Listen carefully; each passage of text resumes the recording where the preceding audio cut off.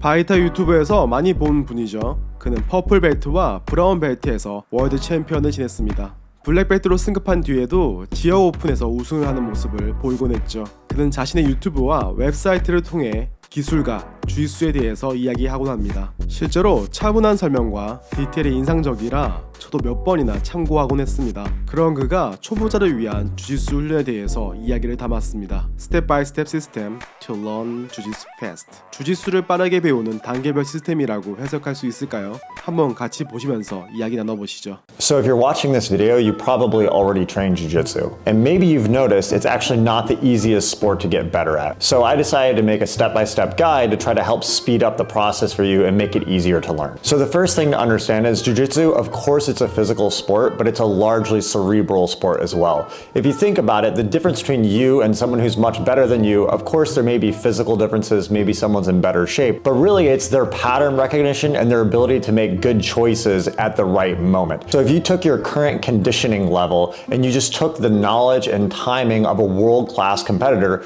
and you could download it into your head like the movie The Matrix, you would be able to perform really well and win matches. So the real goal, of course, is to increase your conditioning, but it's to actually make your body adapt and understand when is the best time to make a move. A lot of people associate getting better with just going into the gym and getting a lot of hard rounds in. But really the hard rounds, of course, they help your conditioning. They don't necessarily help your ability at identifying the right times for moves. An analogy I like to think about is imagine if you just had 5 people and you were going to try to make them become very high level at jiu-jitsu and they had no access to any form of online content or any instruction and they just trained together every day, right? How long would it be until they accidentally discover the idea of an omoplata? Or how long would it be until they accidentally discover the idea of a matrix or a heel hook, right?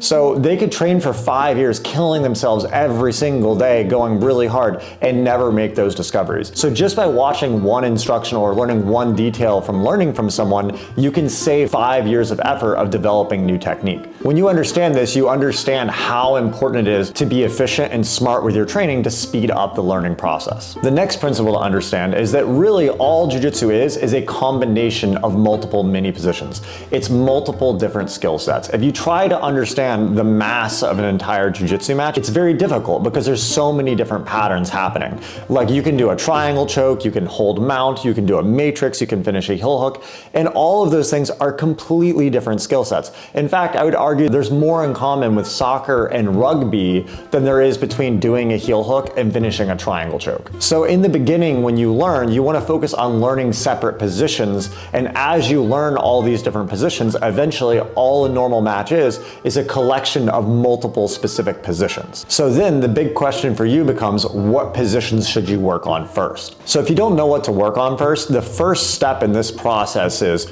go into the gym and do normal sparring and completely turn your brain off. A lot of people, when they go in sparring, they try to like have a game plan or have something on their mind.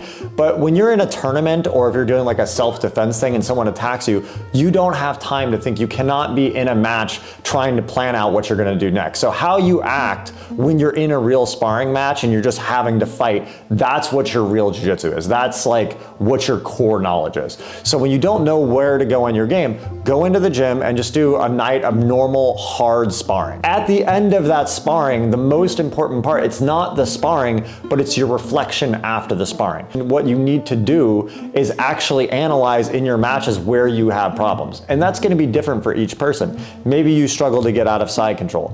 Maybe you got a triangle choke and you couldn't finish it. You need to identify these problems. Now, realistically, there's going to be a lot of problems. Most people have tons of they can work on in their game. So you want to pick the things that are going to give you the most bang for your buck. If you're new, this is often end point positions. Like if you can't finish a triangle choke or you can't hold mount, then even if you get to the position, you can't control it. So you want to start at the end positions first. Once you've successfully identified problems that you think are worth working on, then you want to start specific training. So say the first day you come in and you do hard normal rounds, you identify 2 or 3 positions you have a problem. For an example, we could use finishing a triangle choke and escaping side control. Now you want to get with a partner and start in that position and spar from there. If you get out of side control, stop. If they hold you in side control and tap you or progress to mount, stop. reset, go back. This makes you focus on the small position that is way easier to break down than the jiu-jitsu as a whole. Of course, even working on this, it's going to be really difficult. There's going to be positions you just don't know what to do. And this leads to the next thing, which is you need to be using instructionals and you need to be using competition footage to help speed up the process. Like the analogy I used before, how long would it take people to discover the omoplata if they weren't already taught it? It's going to take you a long time to solve some of these problems. So your way of improving way faster than other people will be about your ability to borrow the ladder from what those before you have done to speed up the process. So when you identify a position that you're struggling in, get a lot of video on that problem, right? And that can be both competition footage or instructional to give you ideas of what you need to be doing in the position.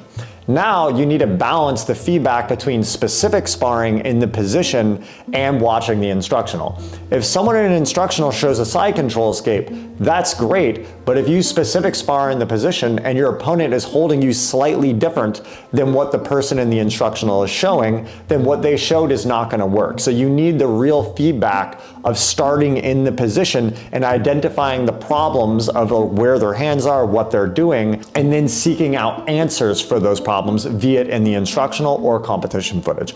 Often in instructionals, the person may not cover the problem you have, and that's often where instructionals can be great, or asking a coach. Next, another major thing is drop the idea of having a game. A lot of people imagine their jiu-jitsu game like it's like something they're engineering, like a game they're designing and it all has to fit together.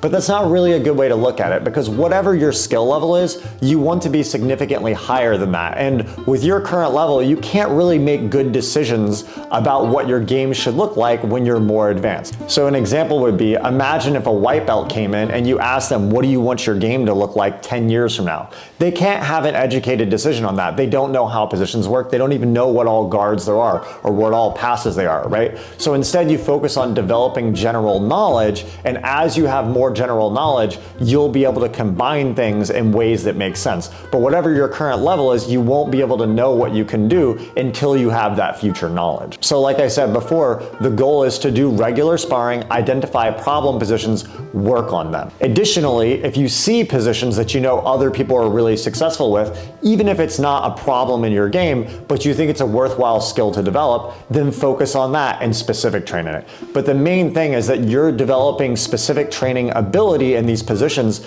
Once you learn enough of them, eventually all a regular match is a collection of all of those positions. If you take someone brand new and you send them into normal sparring, it's too complex. If you play chess, even if you have the world's best supercomputer, the most powerful AI engine in the world cannot tell you what the best first move in chess would be. I would argue jiu-jitsu is even more complicated than chess, because at least chess you can repeat the positions. In jiu-jitsu, every opponent is different. They have different strength levels, different flexibility levels. Their gi can be cut different. They can respond differently. There's so many different variables, so you cannot always calculate it. So it helps so much to break things down into small positions that you can break down, and eventually all of it will come together. Finally, after you've worked these positions and you've evolved in them in your specific training, go back to regular training and do hard normal rounds and turn your brain off. This is a very important concept. A lot of people, they get so analytical, and that's good. That's what makes you technical, but you cannot do that during normal sparring.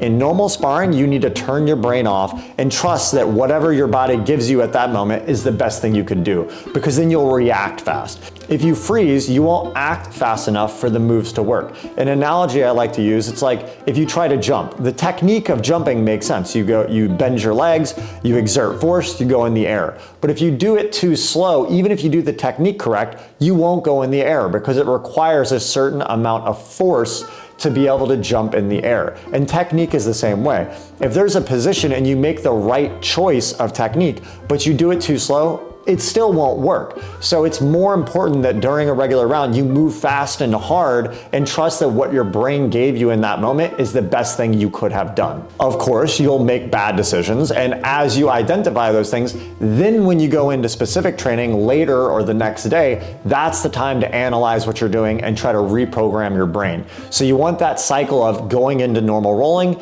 turning your brain off, getting real live feedback on what your responses are, and then using specific training to reprogram the muscle memory in different positions. And if you do that long enough, you'll have a good idea of what you're doing all the time. 어떻게 보셨나요? 내용이 길긴 했지만 여러모로 공감이 되는 점이 많았던 것 같습니다. 다만 아는 것과 이것을 실행하는 것은 별개겠죠. 간단하지만 실천하기에는 쉽지 않은 방법인 것도 같네요. 여러분도 자신만의 좋은 훈련법이 있으신가요? 있으시다면 댓글로 이야기해 보시죠. 구독하시고 주짓수 이야기 함께 나누시죠.